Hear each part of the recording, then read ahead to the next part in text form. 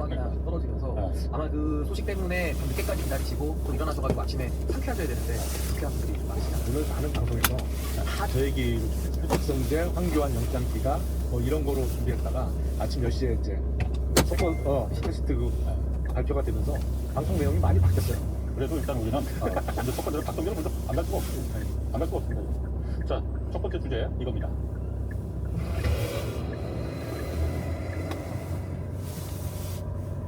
또 기각됐는데 이게 일단 저는 비법조인이라서 그런지 이게 어떻게 기각이 된 건지 기각되기가 정말 쉽지 않은데 일단 기각 사유로는 뭐 여전히 혐의에 대한 좀 다툼의 여지가 있다. 그 증거인멸 도주 염려 없다. 법조인들이 보실 때는 기각 사유가 맞습니까?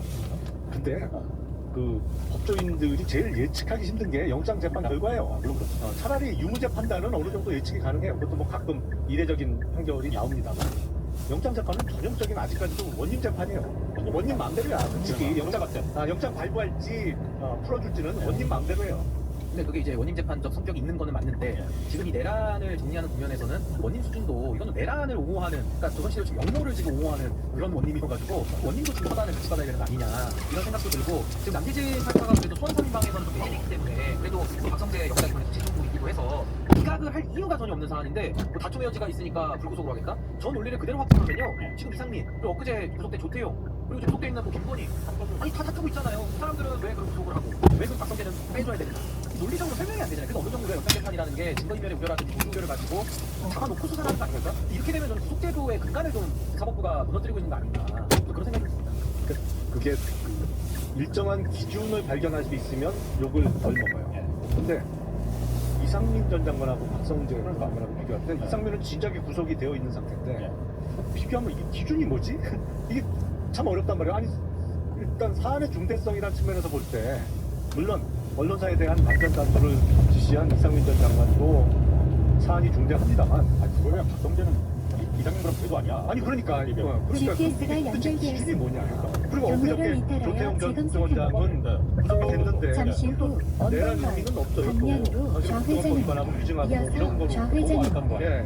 그게 뭔데 지금 이거 저도 헷갈려. 저는 기준을 잠시 후 언론만 체제 하에서 기준을 방면으로 따르는 좌회전입니다. 조태용 같은 경우는 왜 그렇겠냐? 법리로 따질 게 아니라 그냥 조태용 하나가 책임지고 떨어져 나갈 단일범죄성 사안이 큰 겁니다. 그러니까 조태용까지만 수사를 하는 대상의 범죄고, 그렇죠. 이제 박성재 같은 경우는 박성재가 뚫리잖아요. 그럼 이건 윗선으로 갈 수밖에 없어요. 그리고 검찰, 업무검찰 쪽으로 가죠. 그럼 어디가 위험해지냐? 1km 대한경로 분기점이 때문에 있습니다. 이거를 인계철선식으로 박성재를 막아주는 거 아니냐? 그러니까 고구마 줄기처럼 줄줄이 굴비짝처럼 쫙 있는 거는 영장을 발부 안 해주고 수사를 막는 거죠. 사실상 수사 방해고, 조태용처럼 약간 그 무리에서 이탈돼가지고 본인 범죄로 끝내는 부분들은 영장을 발부해서 나름의 본인들의 권위를 좀 유지해 나가려는 사법부의 하나의 좀 출책 아니냐, 이런 의심도 듭니다. 아니 훌륭한 견해인데 그거는 윗선이 뚫리는 게 아니고 아랫선이 뚫리는 거지. 그렇죠. 아니 아래선도 치명적이 아니고 조의대도 그날 밤 조의대 대법원이 무슨 일을 했는지가 박성재 뚫리면은 그 다음에 당연히 그쪽으로 옮겨붙을 거라. 수사 동력이 대법원장을 염두에 두고 예. 윗선이다. 심우정까지만 심우정은 당연한 거고. 그건 아랫선이지. 그럼. 아니, 심우정은 아래선이고 조의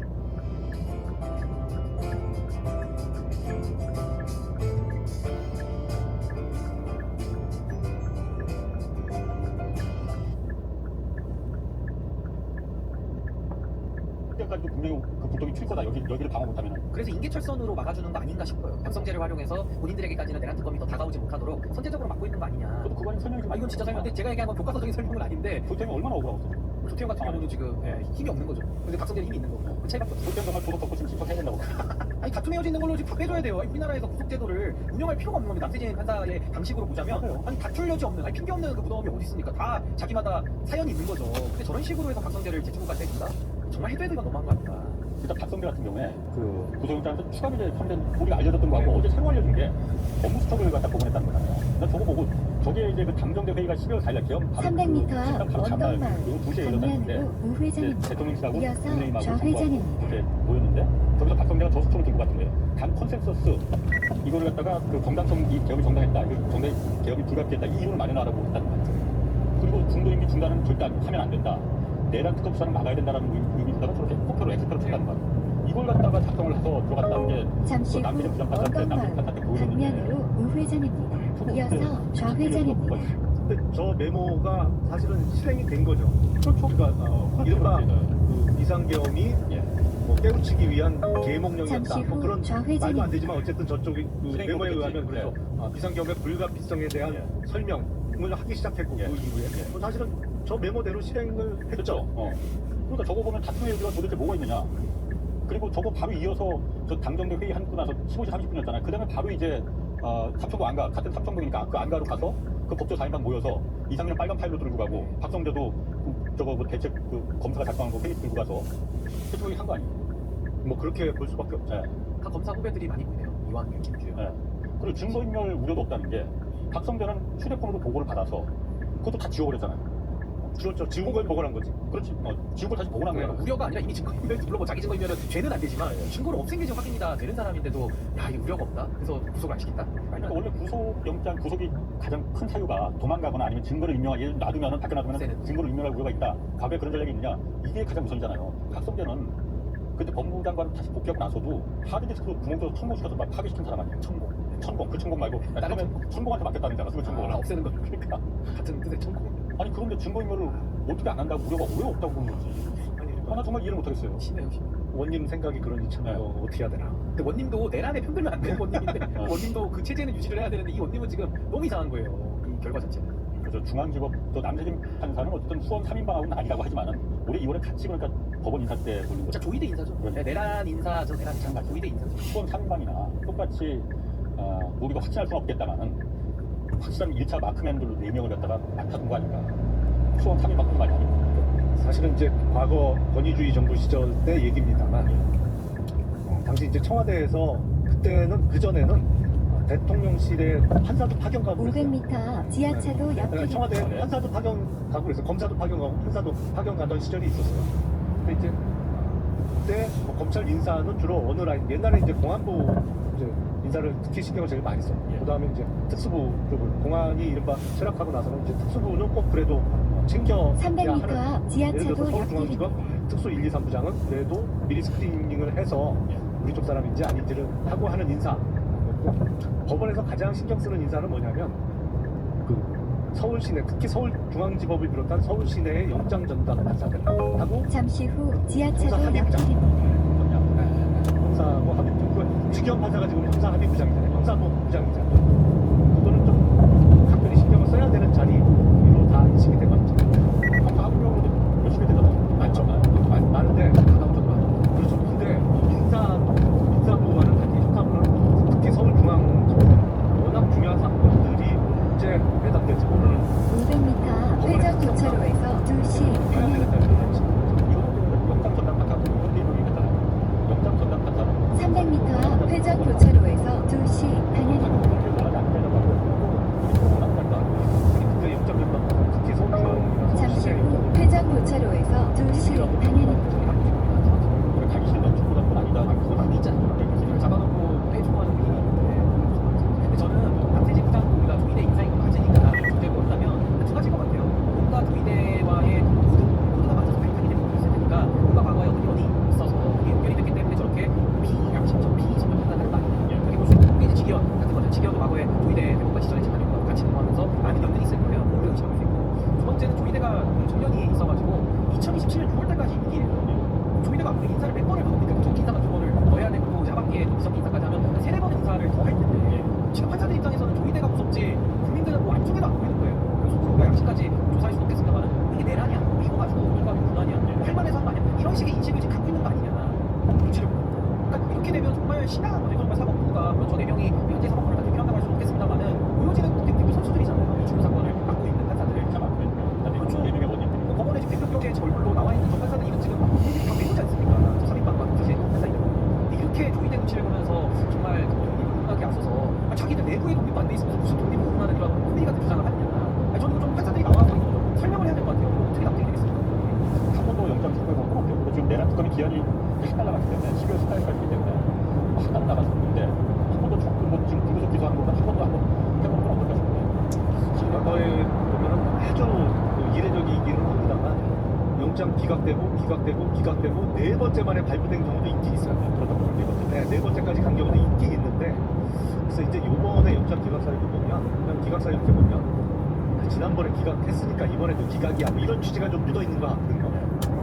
지난번에 기각했는데 기각이 되고 내가 뭐 이번에 뒤집을 생각은 없어.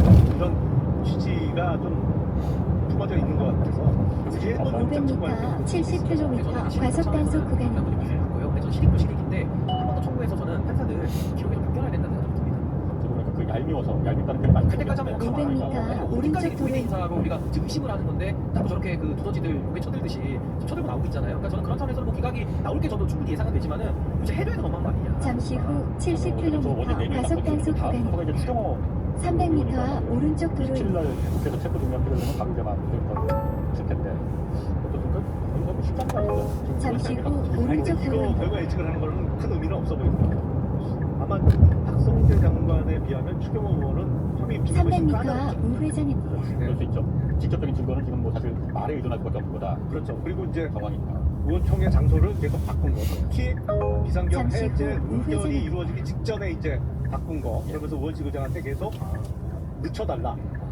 이 표결을 늦춰달라고 요청했던 것인데 그 이제 일종의 뭐 훌륭한 정황 증거인 것은 틀림없는데 내심에 이제 내란의 가담 내지는 내란을 보다 용이하게 오래 지속되게 할 목적으로 그런 행위를 했다는 거가 뭐 비상경 선거 이후에 그러니까 막야 교도소 몇 명이나 더 수용할 수 있어 이거 출금 바로 이거 시켜야 될 거니까 준비해 뭐 이렇게 막 드러나게 행동했던 박성재 500m 회전 교차로에서 경기도 사격장 양감면 처음에 사무소 특검 여부의 기준에 방면 대해서 12시 방향입니다. 당연한 거고 사실은 모든 특검들이 법무검찰, 그러니까 검찰에 대한 수사 그리고 국민의힘 의원들에 대한 수사 이 두 가지까지 돼야 이거는 사실 우리가 박수를 줄 수가 있는 건데 결론적으로 말하면은 지금 실패하고 있는 쪽으로 가고 있는 거거든요. 역대가 실패했다기보다는 그렇게 맞아 원인 내용이 딱 꼴대를 맡고 있으니 그러니까 그래서 제가 이제 그 실패 책임을 특검에다가 묻고 300m 싶은데 앞 회전 교차로에서 경기도 사격장 양감면 사무소 이대 방면 라인들의 이대 인사가 한 12시 인사들 방향입니다.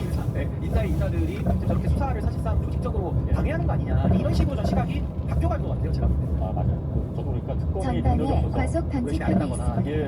그게 물론 모든 특검이 다 잘한 건 아닌 것 같아. 부족하면 있겠죠. 그런데 지금 저 잠시 어쨌든 후 원인 내용 회전 교차로에서 경기도 사격장 양감면 사무소 방면 12시 방향입니다. 못하는 상황이 지금 되고 있어요. 그래서 제가 아까 조희대 인사가 2017년 6월까지라 했잖아요.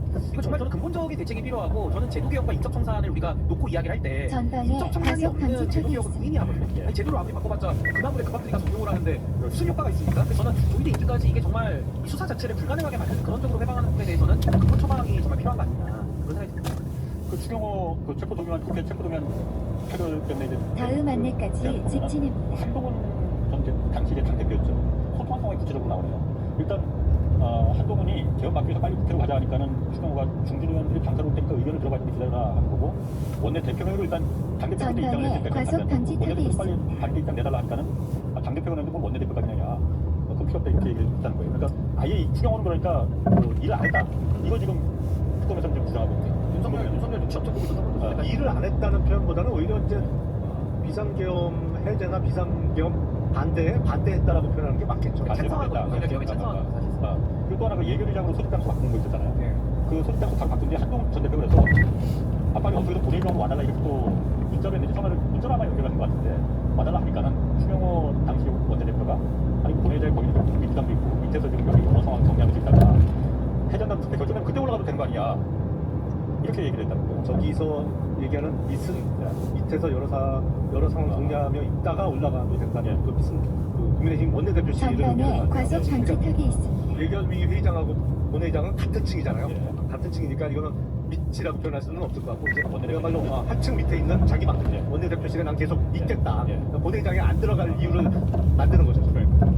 저런 거를 보면 어쨌든 추경호 그 원내대표는 조금 더 구속영장에서 좀 더 추가가 뭐가 될 수도 전방에 있겠지만 과속 방지턱이 있습니다. 비슷하게는 맞는 것 같은데 어쨌든 그건 제 생각이니까 그리고 또 통화 시점도 그러니까 이번에 그 특검에서 제시했더라고요. 구체적으로 우리가 제시했어. 조지호하고 강한수 개혁사령관 김영현 국방장관하고 추가하다가 저렇게 윤석열이 그날 개혁날 통화를 했어. 바로 김영현하고 통화 바로 직후에 55초 뒤에 추경호한테 원내대표한테 전화한 겁니다. 이게 알려진 500m 30km 신호 위반 과속 단속 구간입니다. 다른 사람들 전부 다 1분이 안 넘는 통화 시간이 그렇죠. 그 중요한 시점에 근데 미리 알려진 것은 미안해 이 말 하는데 2분 5초 걸렸다 가장 전방에 과속 방지턱이 이게 있습니다. 저는 이걸 설명을 해야 될 거다라는. 잠시 후 어린이 거기서 보호 미안해, 구역입니다. 미안해, 미안해. 제한 그걸 속도를 그렇게 준수하세요. 미안하다 하고 네. 그 다음에 어떠한 모종의 조치들을 논의하면서 이분이면 꽤 그래도 많은 내용 얘기할 수 있는 시간이거든요. 근데 뭐 네. 급박한 시간에 시기에. 우리가 시나리오를 그려보자면은 의원들 그거 가서 해제 의결 안에 지금 하려고 할 테니 안에 지금 국민의힘 의원이 보내는 몇명 들어가 있어 그렇죠. 지금. 상황은 어떻고 이걸 좀 최대한 지연을 시키고 예. 못 들어가게끔 할 수 있냐? 예. 라면 우리 가겠습니다. 이런 식의 대화가 충분한 시간이거든요. 예. 거기에 대해서는 저 부분은 반드시 좀 밝혀져야 그 추경호 원내대표 이번에 영장 청구에서도 상당히 중요한 부분으로 다뤄질 것 같습니다. 그러니까 경찰청장이나 계엄사령관, 국방부 장관과의 통화 내용은 간단하죠. 그렇죠. 지시. 아니 왜냐하면 간단할 수밖에 없어요. 경찰청장 뭐야 국회 그 철저히 맞고 들어가서 끄집어내. 이건 몇 차 안 걸리잖아요. 예. 국방부 장관도 야 특전사 뭐 하냐 도대체. 갔냐 안 갔냐? 다 그쵸. 헬기 왜 안 와? 뭐 통화 내용이 간단해요. 근데 짐작을 전방에 해보자면 과속 추경호 방지턱이 있습니다. 원내대표하고의 통화는 간단할 수가 없어요. 기본적으로 그렇잖아요.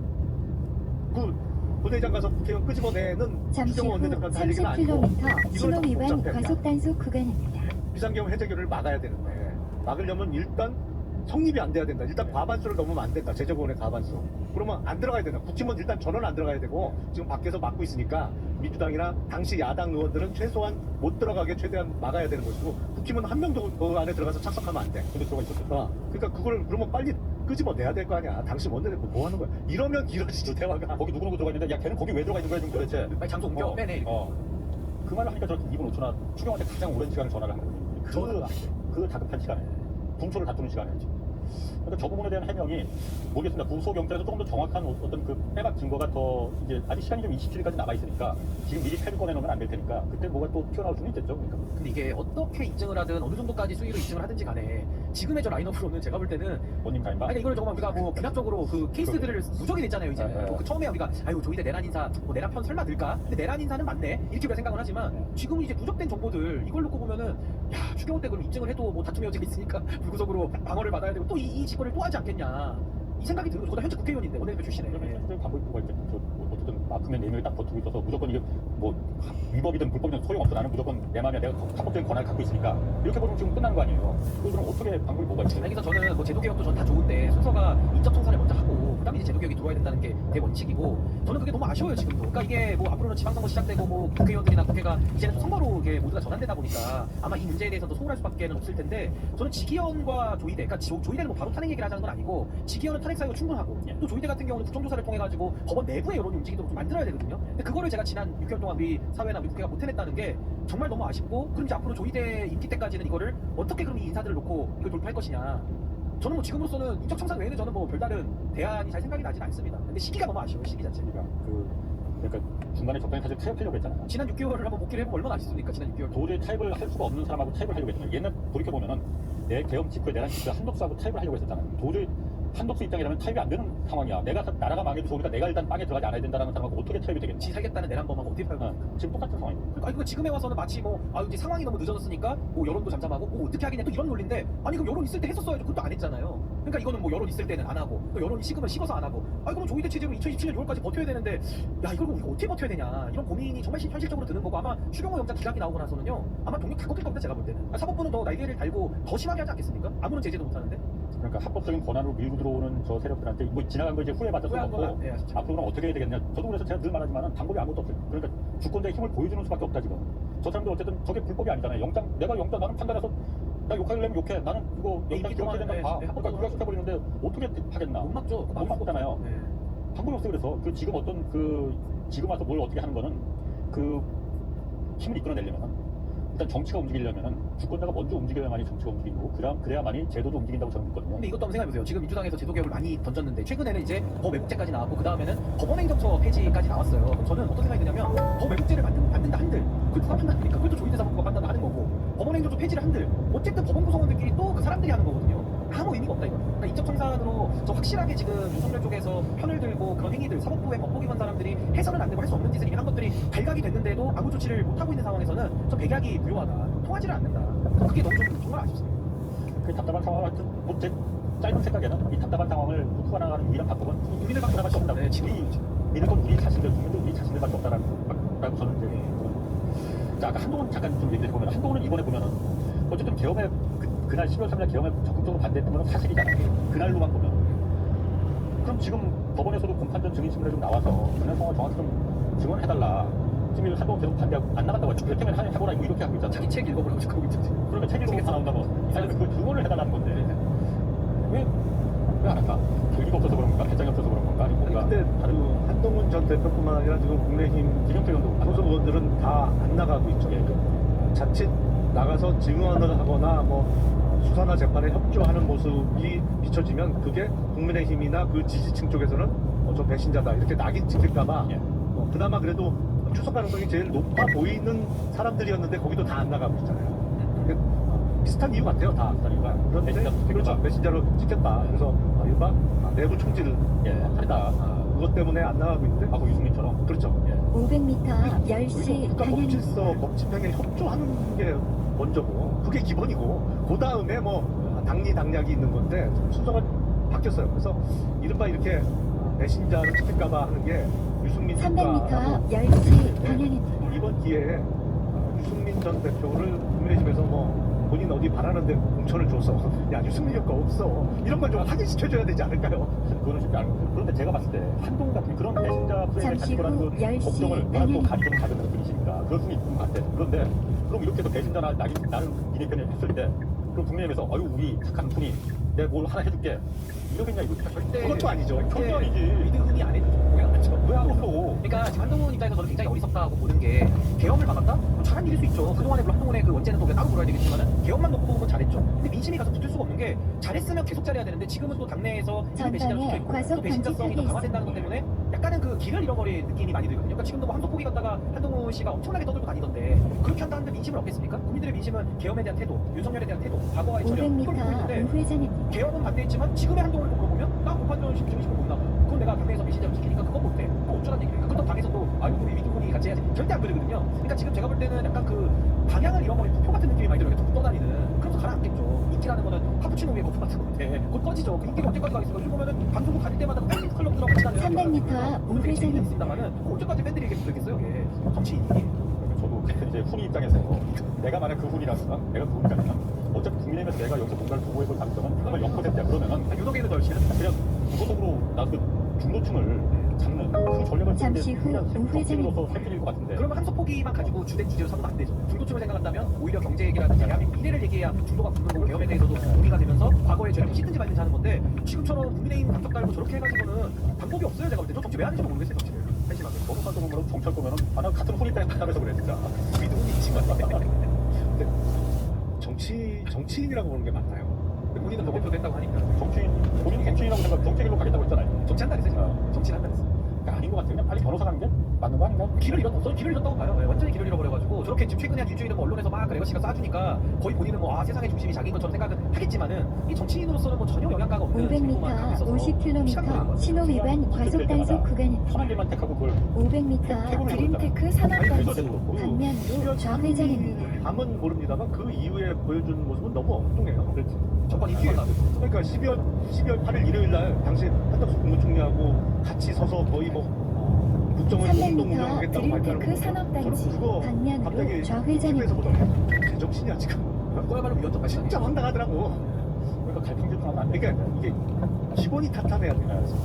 왜냐하면 진짜 내란이 벌어졌어. 누가 봐도 잠시 후 같은 내란이 50km 벌어졌으면 신호 위반 과속 본인이 단속 당시 여당 구간입니다. 대표로서 어떻게 처신해야 되냐. 이 내란 잠시 사태를 후 수습하기 위해서. 드림테크 산업단지 거기에 여당 대표하고 방면으로 국무총리하고 좌회전입니다. 공동 국정 운영은 아니지. 그건 헌법 어디에 그런 게 나와요. 말도 안 되는 소리지. 이게 기본이 없어. 아니 그리고 한동훈이 그 시점 이후에도 탄핵까지 그 일주일간에 탄핵한다 안 한다의 입장을 4번을 바꿔요. 맞아. 매일매일 입장이 바뀌고 수십 분 기록대 가족 것처럼 바뀌는데 그때 이미 신뢰를 다 잃어버렸다고 저는 보는 거고 왜 그럴까 생각해보면 한동훈이 정치를 제대로 500m 좌회전입니다. 검사하다가 이어서 목적지 부근입니다.